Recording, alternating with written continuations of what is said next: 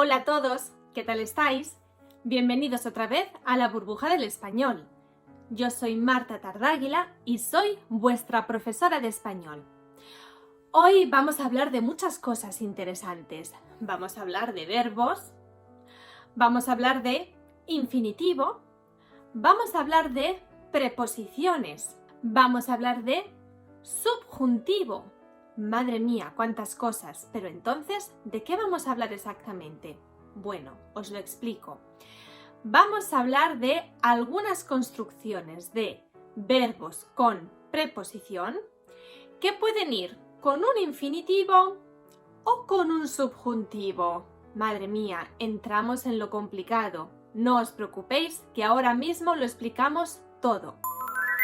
Como hemos dicho, el tema de hoy trata sobre todo de la diferencia entre el infinitivo y el subjuntivo cuando hablamos de construcciones de verbos con preposición.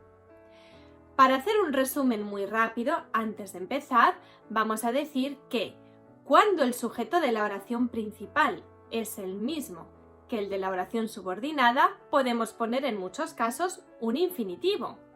Sin embargo, cuando el sujeto de la oración principal es diferente del sujeto de la oración subordinada, en muchos casos vamos a poner un subjuntivo.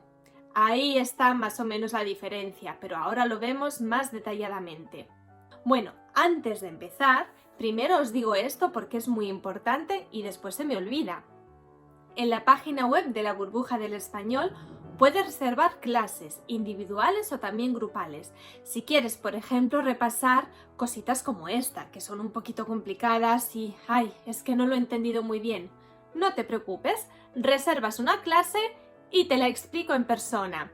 A lo mejor tienes que preparar un examen o tienes que hacer un trabajo o necesitas simplemente un poquito de apoyo, un poquito de refuerzo para tu español. Para lo que tú necesites, aquí estamos. ¿Y qué tienes que hacer? No te preocupes, te voy a poner en la descripción del vídeo un link con toda la información necesaria. Si tienes alguna duda, escríbeme un comentario. Ahora sí, vamos a empezar. Y empezamos hablando de las construcciones de verbo con preposición más infinitivo. Es decir, cuando el verbo de la oración principal se refiere a la misma persona que el infinitivo. Por ejemplo, tenemos la construcción de verbo más a más infinitivo. Este niño se niega a obedecer. María se ha ofrecido a ayudarme con los deberes. No me acostumbro a madrugar. Siempre tengo sueño. Estoy aprendiendo a hablar chino. Como veis, en todos esos ejemplos, el sujeto de la oración principal es el mismo que el infinitivo, es decir, el infinitivo se refiere a la misma persona que el verbo de la oración principal. Seguimos con otras construcciones con la preposición de. Verbo más de más infinitivo. El profesor me ha acusado de haber copiado, pero es mentira. Yo me encargo de organizarlo todo. Verbo más con más infinitivo. Ay, siempre he soñado con vivir en las Maldivas. Verbo más en más infinitivo. Si tienes algún problema, no dudes en llamarme. Estoy pensando en irme de viaje por Sudamérica. Verbo más por más infinitivo. Creo que han optado por no decirle nada a Luisa. Y cuando me hacen una pregunta, bueno, en respuesta a una pregunta donde hay una construcción de verbo más preposición, utilizamos la preposición correspondiente. Si yo te pregunto, ¿en qué piensas? Tú me puedes contestar, en irme de vacaciones. Venga, continuamos y seguimos con el subjuntivo. Ahora vamos a ver estas construcciones. Verbo principal más preposición más que más subjuntivo. ¿Y cuándo utilizamos estas construcciones? Cuando el verbo de la oración principal se refiere a una persona que no es la misma a la que se refiere el verbo de la oración subordinada. es decir, tienen sujetos diferentes. Usamos el presente del subjuntivo cuando queremos referirnos al presente o al futuro. Por ejemplo, no sé por qué te sorprendes de que haga frío. Es normal, es invierno. Usamos el pretérito perfecto del subjuntivo para referirnos al pasado reciente o a experiencias del pasado. La mala gestión ha contribuido a que la empresa haya tenido que cerrar.